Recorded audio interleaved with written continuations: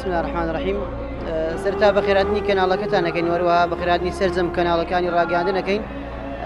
بەوەی کە ئەوڕۆ بەشداریان کرد لەگەر ئێمە لە مەراسیمی لەبەرکردنی قورئانی پیرۆز لەلایەن دوو گەنجی خەڵکی باتاس کاک مەلا فەرحان و کاک مەلا محەممەدن کە ئەو دوو گەنجە کەمەندامە کە هەردووچیان حافظن برای یەکترینە لە خلالی حەف سار نزیک حەف سار ئەوانە بەڕاستی قورئانی پیرۆزیان توانیان دوای ئەو هەموو مەئەسات و یعنی ماندووبوون و ئێشوژانەی کە بەڕاستی لە بۆوان ینی ئازارێکی گەلێک زۆری هەیە قورئان لەبەرکردن لە ماوەی ئەو زەمەنە دوور و درێژە نزیک حەف ساڵەکە کە ئەوان یان ڕۆژانە هاتووی سەنتەری لەبەرکردنی قورئانی پیرۆزەکەن لە شارۆچکەی لە شاری ناحیە حەریر ئەوان بەڕاستی توانیان یعنی دوای ئەو ئێش و ئازار و ماندووبوون و چکە لە بۆوان زۆر زەحمەتە هاتوچۆکردن بەڕاستی لە بۆ هاتوچۆکردن لە بۆ سەنتەری قورئان لەبەرکردن وەروەها وێڕای دەستخۆشیمان لە هەموو ئەو مامۆستا و هاوکارانەی کە بوونەتە هاوکار لە بۆ ئەو هەردوو مامۆستا بەڕێزەی. ئەمن ناوم محەممەد باندر خدرە لە شاری هەریر دانیشم تقریبا لە ساڵی 2010 دەستم بە قورئان کردووە حساب کە 7 ساڵە وڵا 7 ساڵە خەریکی قورئانی پیرۆزم هەتا هەموم لەبەرکردی الحەمدوللا ئێستاش بەردەوامم لە مراجعەی الحەمدوللا لەوانەیە ڕۆژانە ئینشاءڵڵا 5 و 6 زوو مراجعە بکەمەوە یان دەستخۆشی لە هەموو مامۆستایەکەم کە یارمەتیمیان داوە و دەستخۆشی لە ئێوەکەم کە زۆر دەگەڵمانماندی بوون یەخۆ بەخێر بێن سەر چاوان. طبعا من لە ساڵی 2010 ساڵی 2010 دەستم بە خوێندنی قورئان و خزمەتکردنی قورئان کرد چند ساڵ و نیم لە سەنتەری خێرخوازی دەوامم کرد ینی دەوامی قورئانم کرد ئێستاش وە بیریتم دەرسم لەکن چەند نەفەران خوێندیە چەند نەفەران لەکنە من دەرسیان خوێندیە والله من ئەو هەندە دڵخۆشم کە من هەندە قورئانم لەبەر کردیە ینی مەمنونی خوای ڕەب العالەمین ئەو جەنابێ و برا بەڕێزانەشم الحەمدوللا هەموو قورئانم لەبەر کردووە لە خوای گەورە بەزیاد بی هەر جێک پرسیارم لێ بکەن وەڵامیش ئەدەمەوە لە خوای گەورە بەزیاد بی ئینشاءالله. بسم الله الرحمن الرحيم وننزل من القرآن ما هو شفاء ورحمة للمؤمنين ولا يزيد الظالمين إلا خسارا. بسم الله الرحمن الرحيم إنا نحن نزلنا الذكر وإنا له لحافظون صدق الله العظيم. ئامادە بوانی خۆشەویست ئەمڕۆ ڕۆژی پێنجشەممە 12 شەوال ساڵی 1438 هیجری بەرامبەر بە 6 حوتی 2017 زاینی لە شارەدەی باتاز لە شارۆچکەی باتاز بە ئامادەبوونی خەڵکێکی زۆر وەروەها کەناڵەکانی ڕاگەیاندن ئاهەنگێکی خنجیلانە و قەشەنگ ساز ئەکرێ بە بۆنەی لەبەرکردنی قورئانی پیرۆز لەلایەن دوو برای خۆشەویست و بەڕێز کاک مەلا محەممەد و کاک مەلا فەرعان لە گوندی باتاس بەو مناسەبەیەوە ئەم ئاهەنگە قەشەنگە سازەکرێت. بەڕێزان و خۆشەویستان بە ناوی ئەوانەوە بە خێراتنێکی گەرمی گشتمیوانە بەڕێزەکان و کەناڵەکانەکەین وەروەها بە ناوی ئێوەشەوە پیرۆزباییەکی پڕبەدڵ لە هەردوو گەنجی دەنگ زوڵاڵ ماندوونەناس و تێکۆشەر لە بۆ قورئانی پیرۆز ئەکەین کە خوای گەورە بیکاتە بەرەکەتی دنیا و قیامەتیان. وەروەها بە خێراتنێکی گەرمی کەناڵەکانی ڕاگەیاندنەکەین وەکو کەناڵی ئاسمانی پەیام و وەروەها کەناڵی ئاسمان و کەناڵی لۆکاری سروشت و کەناڵی بانگەواز زۆر بەخێر بێن دەستیان خۆشبی بۆ پەخشکردنی ئەم مەراسیمە ڕەونەقدار و پڕ شکۆدارە. ئێستاش باشترین دەست پێ کە ئاهەنگەکەمانی پێ بڕازێنینەوە بریتە لە کەلامی خوای پەروەردیگار بەرنامەی ژیانمان قورئانی پیرۆز لەلایەن قورئان خوێنی دەنگخۆش و دەنگزوڵاڵ مامۆستا سەنگەر عەبدولقادر با بەڕێزیان بفەرمێ. أعوذ بالله من الشيطان الرجيم.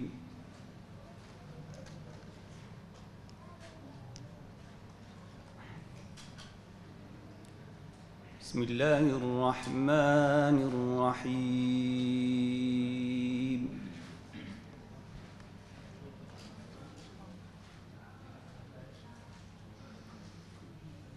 أفرأيتم ما تمنون أأنتم تخلقونه أم نحن الخالقون؟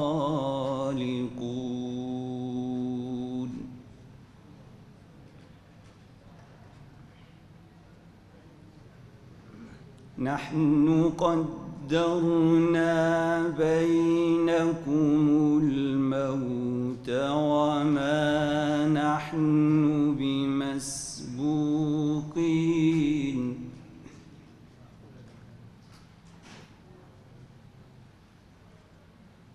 نحن قدرنا بينكم الموت وما نحن بمسبوقين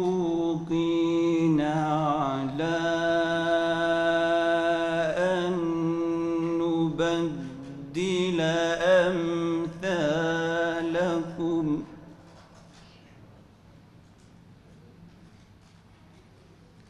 على أن نبدل أمثالكم وننشئكم فيما لا تعلمون.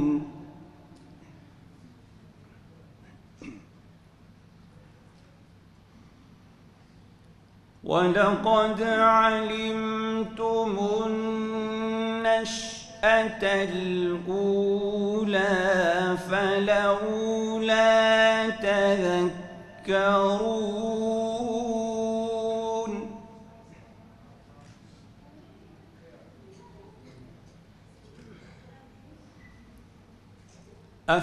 أفرأيتم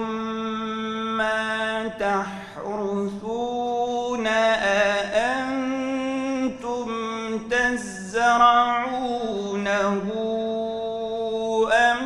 نحن الزارعون؟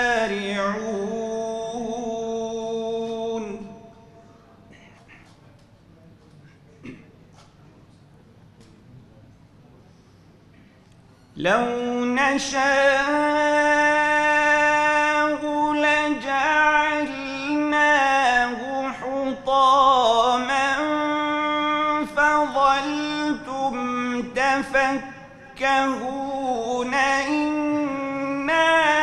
لمغرمون بل نحن محرومون.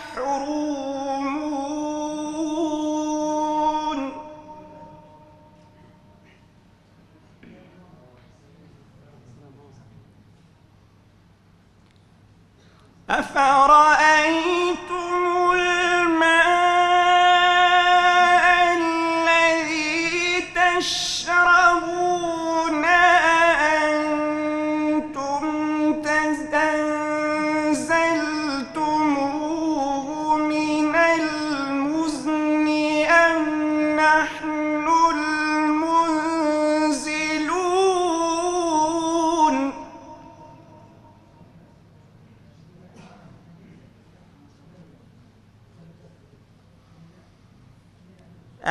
أأنتم أنزلتموه من المزن أم نحن المنزلون؟ لو نشاء جعلناه أجاجا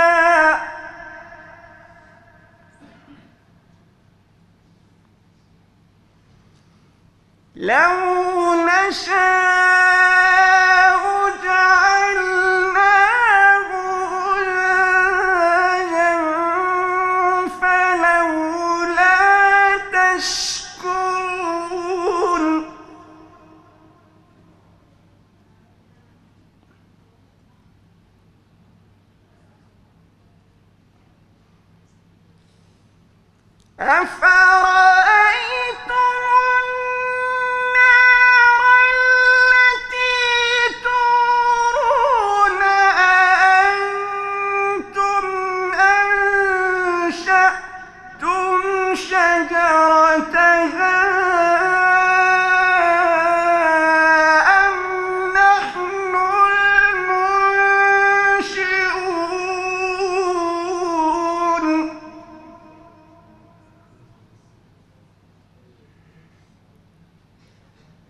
نحن جعلناها تذكرة ومتاعا للمقوين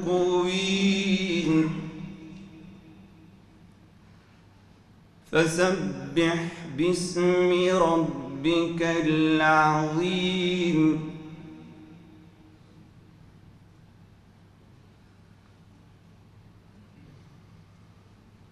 فلا أقسم بمواقع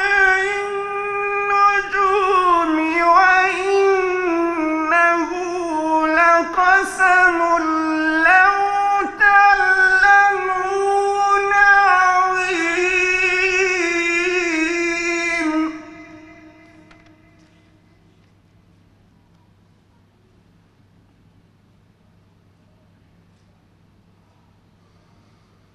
إنه لقرآن كريم في كتاب مكنون لا يمسه إلا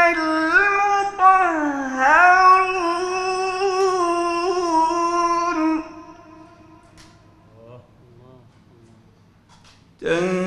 تنزيل من رب العالمين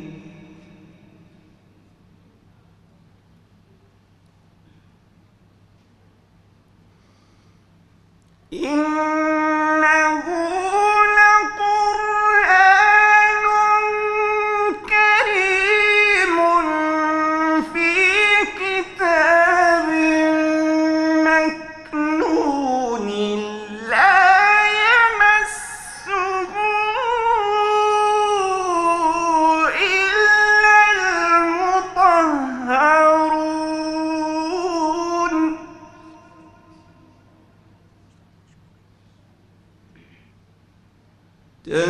تنزيل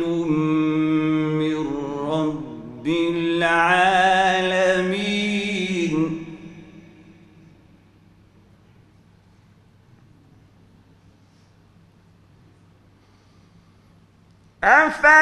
أفبهذا الحديث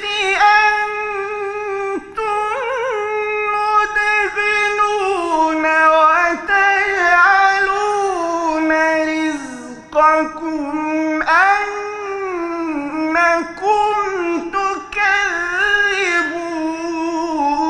تكذبون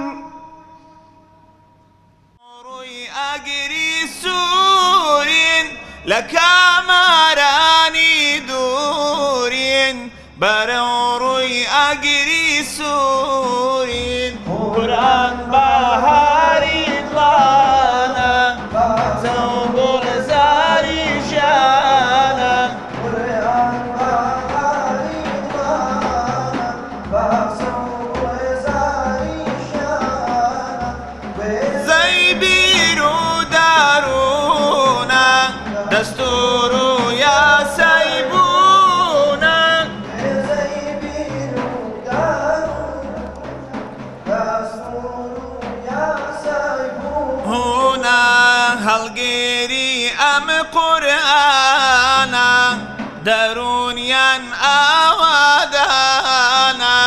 هالجيري أم قرآنا دارونيا أودانا بعود لي قرآن بين نجاد شاد ما بين بعود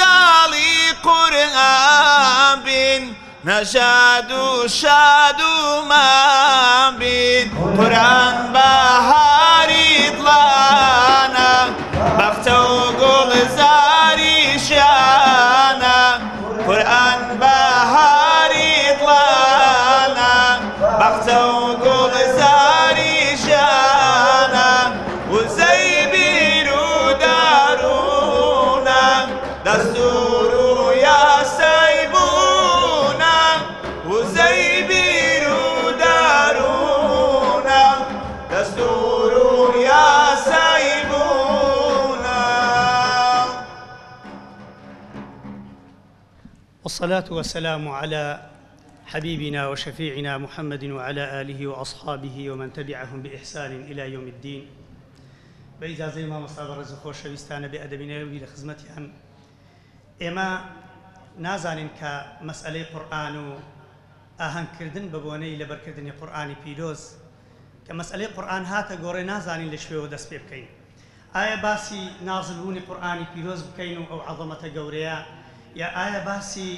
خوێندنەوەی پێغەمبەر بکەین صلی الله عليه وسلم و مشتاقێتی لە بۆ ئەو قورئانە و بە عەبدوڵڵای کوڕی مەسعود ئەفەرمێ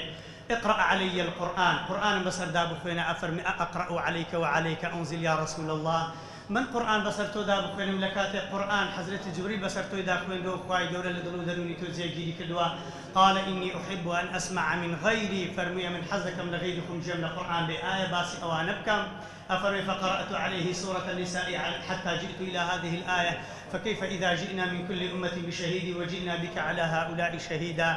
أفرمي وآياتنا لسر خويدن هتا جيش ماويك خواي جورا فرمي هر پیغمبرێکم کە ناردووە دەبێت شاهد بی لەسەر ئومەتی خۆی ئەتۆ شاهدی لەسەر ئومەتی خۆت.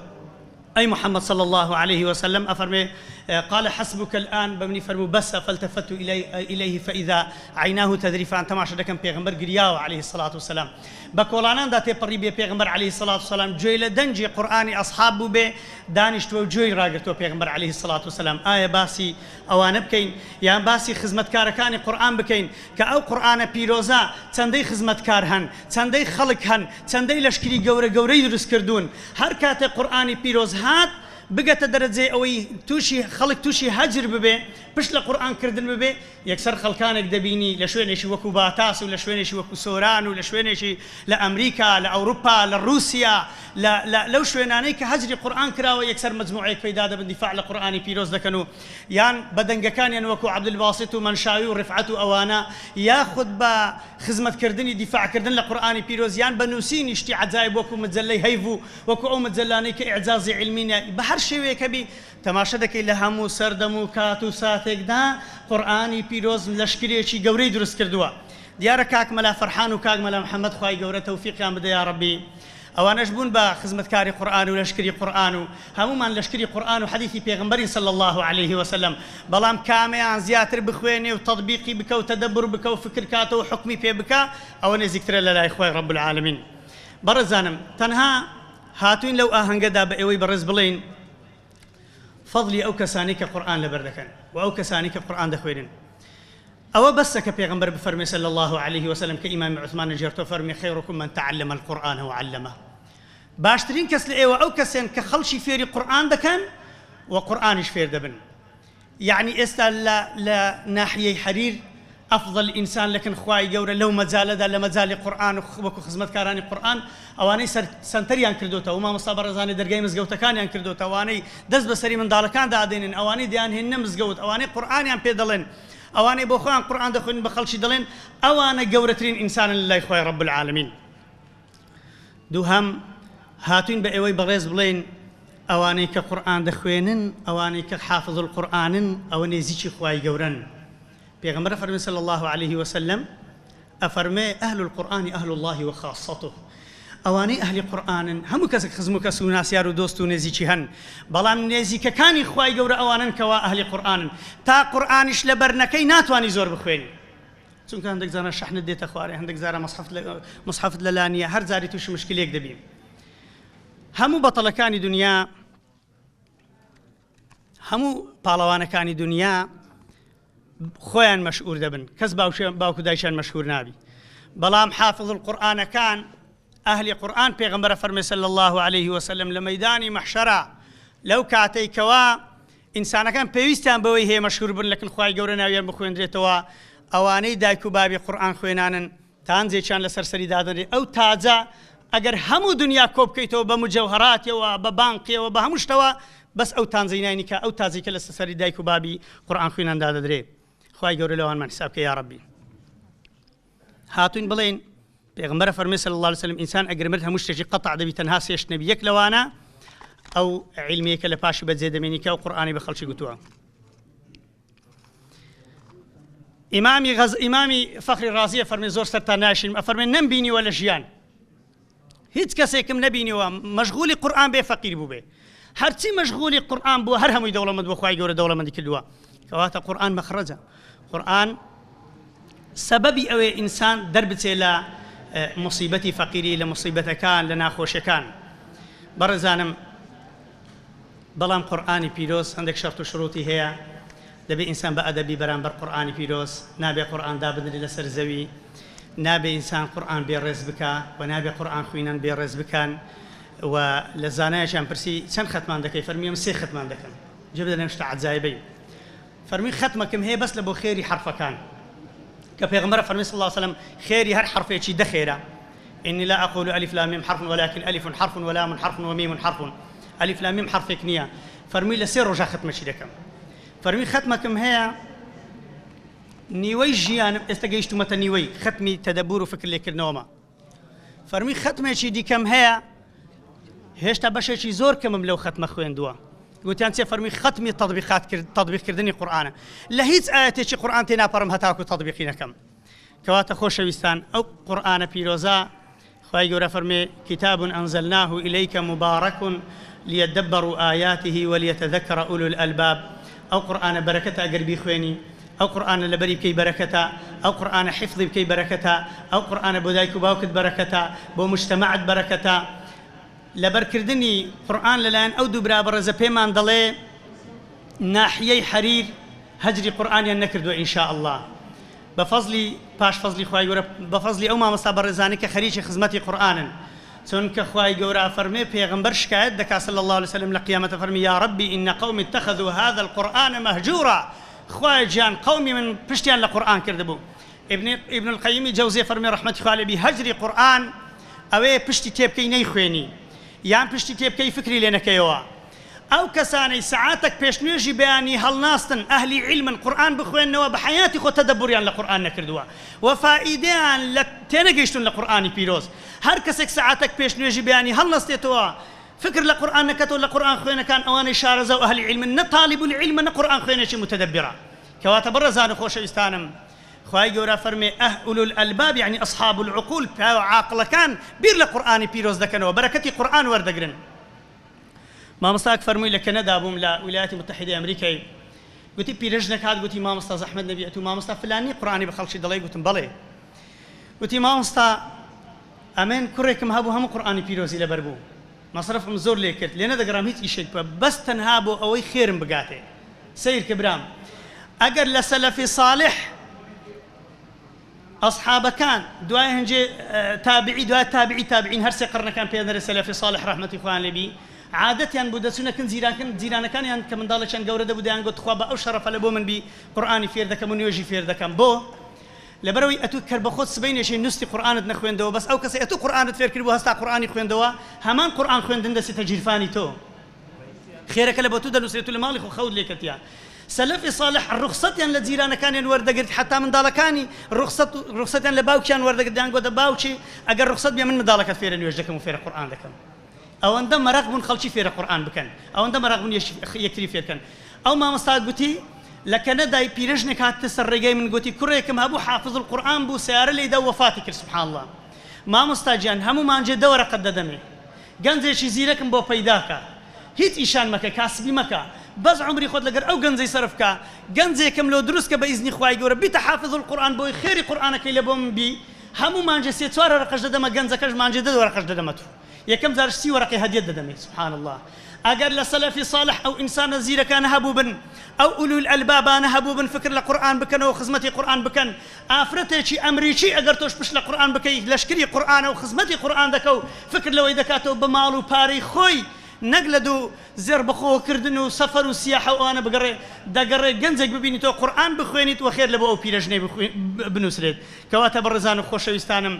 ئەوانەنە ئەهلی قورئان و ئەوانەنە خزمەتکارانی قورئان و ئەوانەنە ئولو الئەلباب یا ڕەبی خوای گەورە ئەو بەڕێزانە قورئانیان لێ پیرۆز بکە و بەردەوامیان پێ ببەخشێ و ئیستیقامیان بدەتێ و حیفظی قورئان و عەمەلکردن بە قورئانش بە قسمەت ئەوان و ئێمەش و ئەولادەکانمان بکە و دڵەکانمان بکەتە ئەمانەتی خۆی لێ نەگەڕێ غەیری خۆشەویستی خۆی هیچ شتێشت کە بچێتە ناو دڵەکان وصلى الله على سيدنا محمد والحمد لله رب العالمين السلام عليكم ورحمة الله وبركاته. خوای گەورە جەزای بەڕێز مامۆستای بەڕێز مامۆستا دکتۆر ئەحمەد سۆفی بداتەوە بەوتە بە نرخەکانی بەڕێزان خۆشەویستان ئێستاش ئێوە و وتەیەک لەلایەن بەڕێوبەری سەنتەری فێرکردن و لەبەرکردنی قورئانی پیرۆز لە هەریر لەلایەن بەڕێز مامۆستا مەلا وەعدوڵڵا با بەڕێزیان بفەرمێ.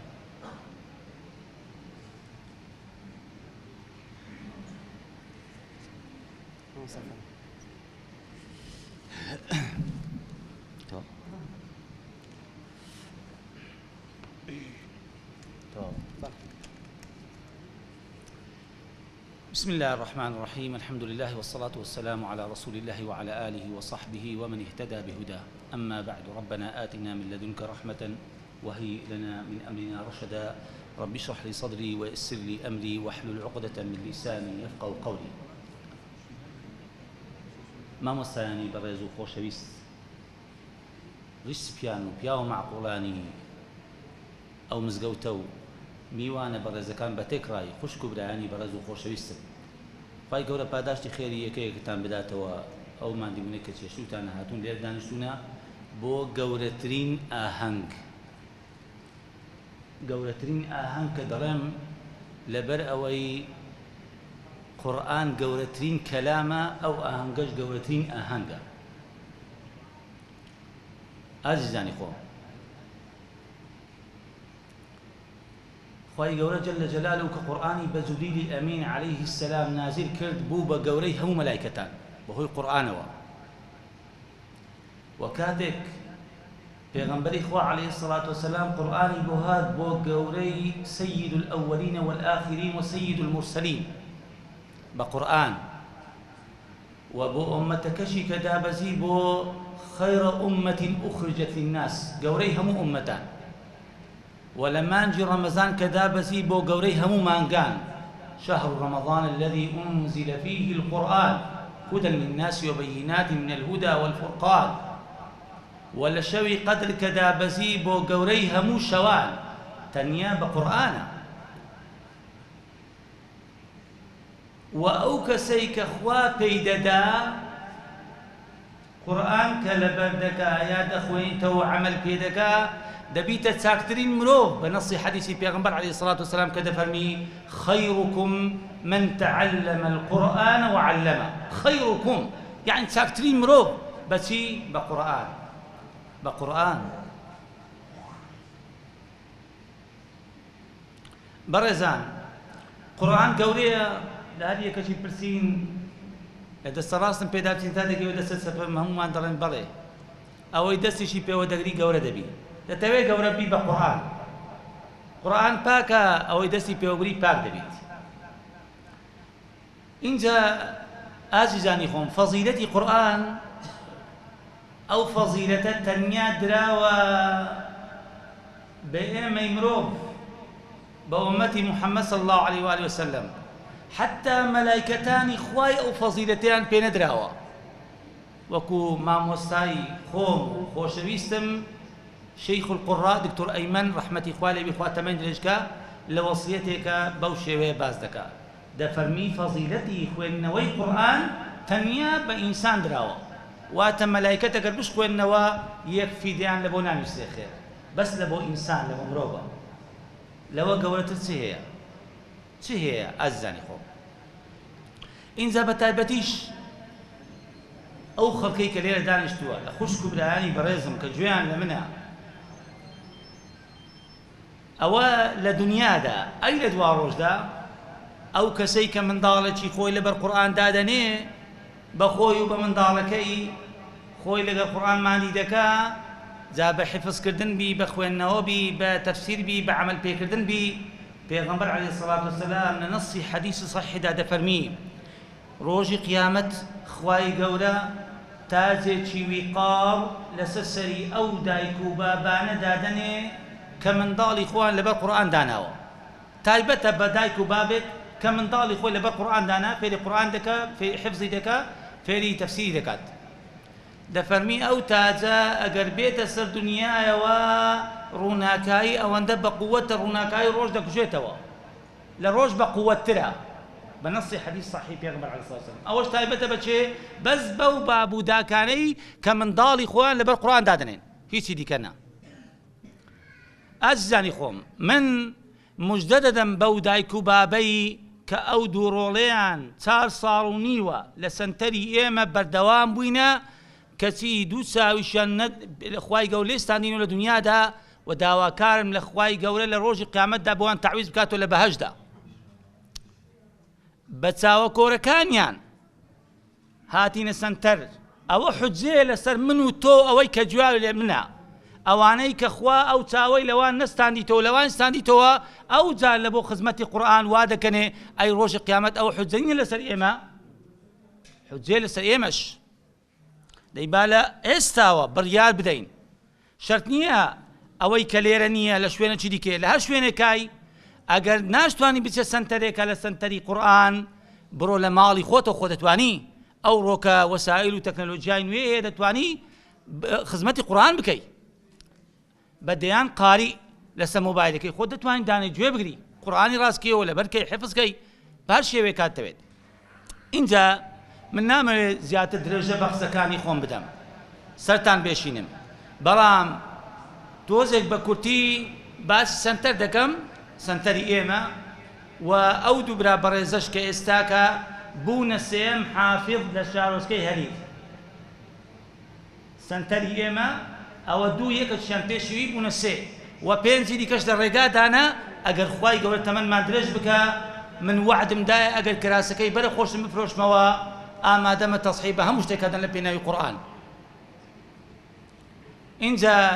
ئازانی خۆم طبعا سەنتەری ئێمە لە ساڵی 2013 یەکی ڕەمەزانی ساڵی 2013 لە ڕێگای وەزارەتی ئەوقاف و کاروباری ئاینی حکوومەتی هەرێمی کوردستان ئیجازەمان وەرگرتیە کردومانەتەوە طبعا کە ئیجازەشمان وەرگرتووە هەموو شتێک لەسەر ئەرچی خۆمان بووە حکوومەت نییە هەمووی لەسەر خۆمان تەنیا ئیجازە ئەو دەدات بەڵێ ئەوە لەو کاتی وە تا ئێستاکە طبعا ئێمە زیاتر لە 120 تەڵەبەمان هەیە بە هەردوو ڕەگەزی نێر و مێ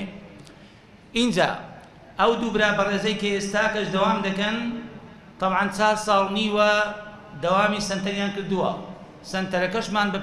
بە 6 قۆناغ تێدەپەڕی هەر قۆناغێکە 5 زوو لەبەر بکات هەر قۆناغێک 5 زوو ئەو قۆناغی کە لەبەری کرد 5 زووەکە دەستە قۆناغی دووەم بەڵام پێشەوەی وێستە قۆناغی دووەم و سێم و چوارەم و پێنجەم شەشەم دەبێت ئیمتیحان بکرێ ئیمتیحانەکە دەربچی دەرەجەکەی تەسبیت دەکرێت ئەو کات دەستە قۆناغەچی دیکە ئەگەر نابستە قۆناغی دیکە یعنی شتێکی ڕۆتینی نییە ئەوها دوای ئەوەشدا ئەو دەرەجانە هەمووی تەسبیت دەکرێن دادەنرێ لە سزلێکە لە کۆتاییدا کاتێک کە قورئانەکەی ختم کرد لە قۆناغی شەشەمەوە حفزی کرد تەواوی کرد ئیمتیحانێکی هەموو قورئانەکەی دەکەین ئەگەر دەرچوو ئەو کاتی ئیجازەی دەدەنی ئیجازەکەی ئێمەش تەنیا ئیجازەی حەفس عن عاصم تەنیا ئەوەیە ئیجازەی دیکەمان نییە ئەو ئیجازەی دەدەنی بەڵێ دوای ئەوە ئەو دوو برا بەڕێزانەمان کاک مەلا محەممەد و کاک مەلا فەرحان کە خەڵکی باتاسن ئەو قۆناغانەیان بەسەر کەوتووی الحەمدوللا بڕیون ئیمتیحانشمان پێکردوون دەرەجەکانیشیان ماون و لە چاردەی ئەو مانگەش چاردەی هەفتیش دامان ناوە بڕیارمان داوە ئیجازەیان پێ دەین و وەلەو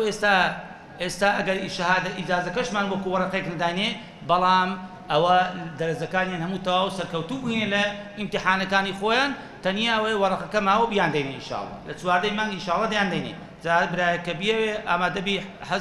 حەز دەکا و پێی خۆشە ئەمە لەسەر چاوان لە سەری دادرێن ئینشاءڵڵا لە سەنتەری خۆمان لە تەنیش مزگەوتی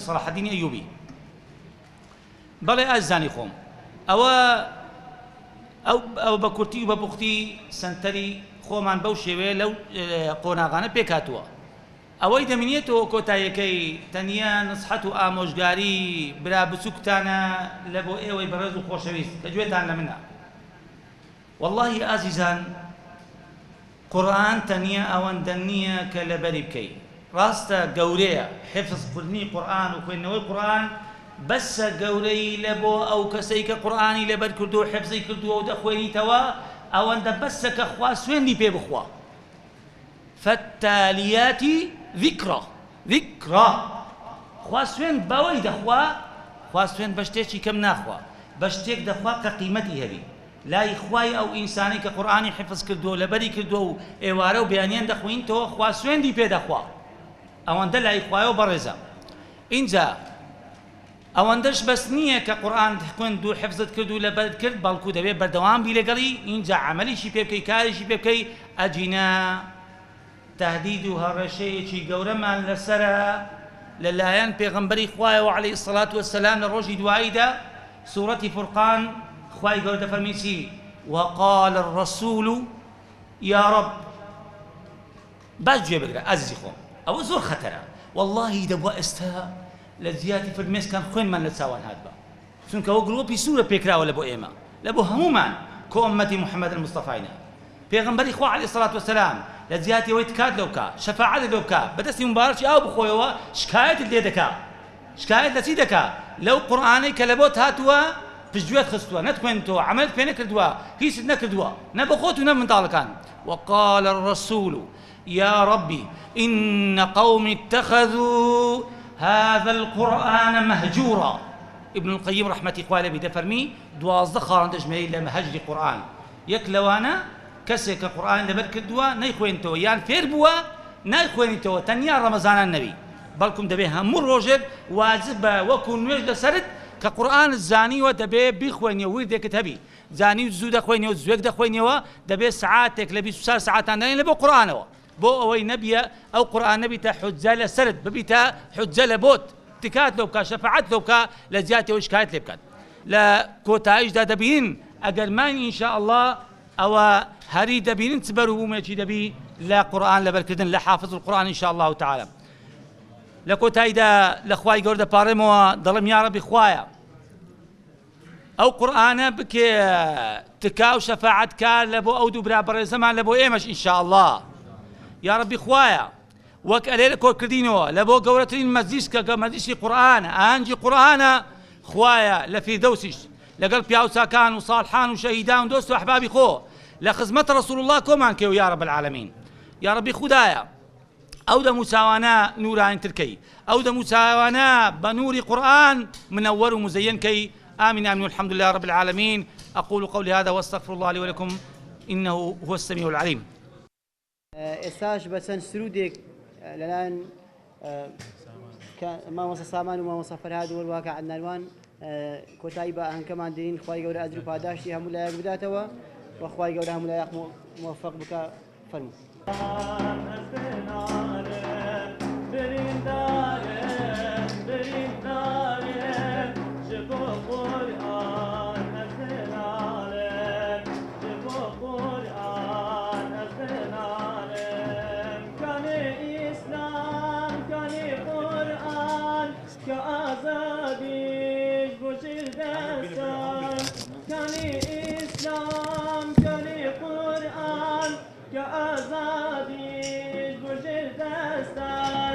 أجل قرآن حكمنا به مبوكي يا جيانا أمان. أجل قرآن حكمنا به مبوكي يا جيانا.